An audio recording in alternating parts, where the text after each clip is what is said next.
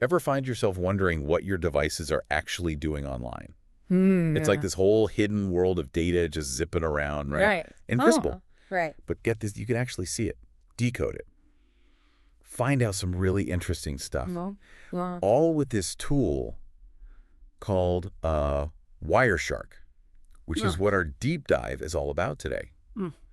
We're using Wireshark Essential Skills for network analysis. Sounds intriguing. This book is seriously cool. And don't worry, it's not just for the tech wizards out there. It's for anyone who's ever looked at the internet and just seen, like, a black box, you know? I feel that. Yeah, total mystery. And before we go any further, the authors make a really important point about, well, permission.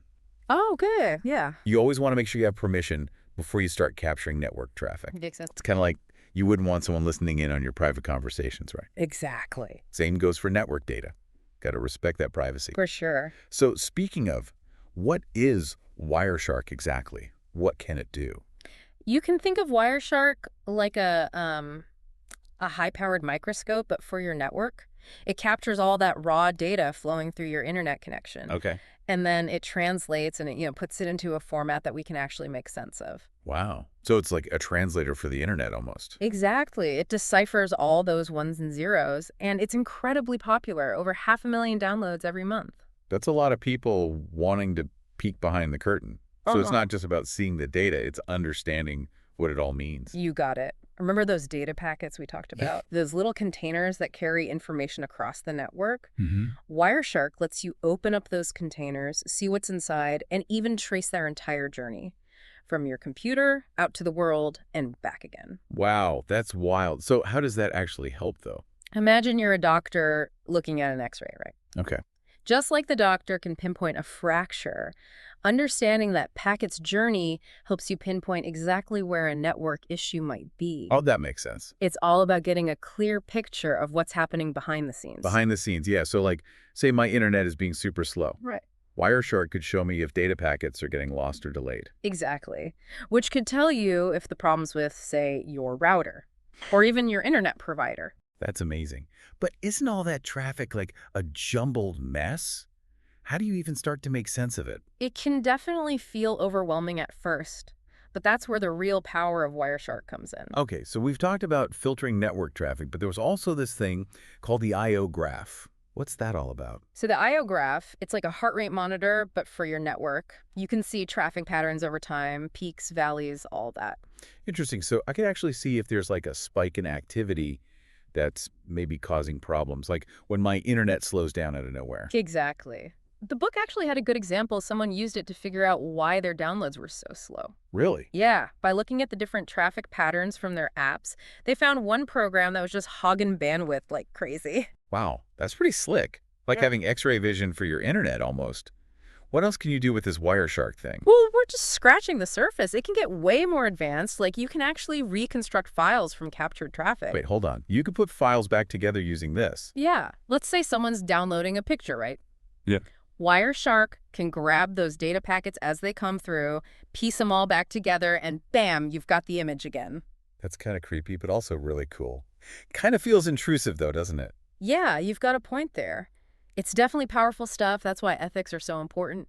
Got to have permission before capturing or analyzing someone else's data. Right, of course. Don't go snooping where you shouldn't.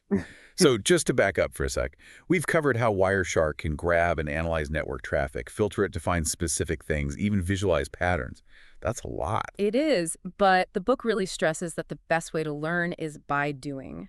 Jump in and get your hands dirty. Less theory, more practice. Exactly. There's the Wireshark Wiki, online courses, tons of ways to really level up your skills. Good to know. Any other tips for someone just starting out? One thing that helps is starting with your own network. You're already familiar with the devices and apps you use, makes it easier to spot patterns or things that seem off. Oh, and focus on one thing at a time. Don't try to do everything at once. Exactly. Small steps, clear goals, you'll get there. And hey, the Wireshark community is super supportive. There are forums, online groups, you can ask questions, share what you're learning, all that.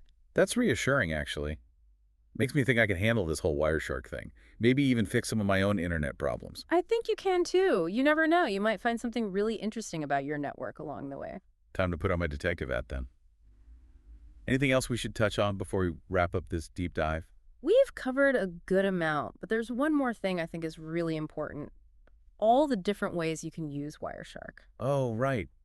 I mean, we talked about troubleshooting, but it sounds like there's more to it. Way more. Security folks use it to watch for hackers. Developers use it to debug their apps. Businesses even use it to keep an eye on their network performance and make things run smoother. So it's not just about fixing what's broken, it's about understanding how networks work in all these different situations. Exactly. Like, say you're in charge of security for a company. Wireshark can help you spot any fishy activity on the network that might mean someone's trying to break in. Okay, that just got a little scary, but important to think about. So if you understand how network traffic talks, you can head off problems before they happen. Yeah. And on a less intense note, developers can use it to analyze how a web browser and a server are talking to each other, making sure data is being sent right. It's like getting a backstage pass to see how the internet really works. Exactly. And that's what makes this book and Wireshark itself so cool. It takes something super complex and lets you understand it. It shows you how cleverly it's all put together. It's like you're learning a whole new language. But instead of talking to people, you're talking to networks. And once you get that language, a whole world opens up. You can fix problems better, make your network safer, and just have a much deeper appreciation for all this tech we use every single day. This deep dive has been amazing. I feel like I've just scratched the surface of what Wireshark can do. You have, and that's the best part. This book, it's like the perfect starting point. Definitely a lot to explore. Any last bits of advice for our listeners who are ready to try out Wireshark themselves? Just go for it. Start small, build up your skills, and remember there are tons of resources out there to help you. The Wireshark wiki, forums, all sorts of stuff. Awesome. So go forth and explore the fascinating world of network traffic. Who knows what you'll discover about your own digital life?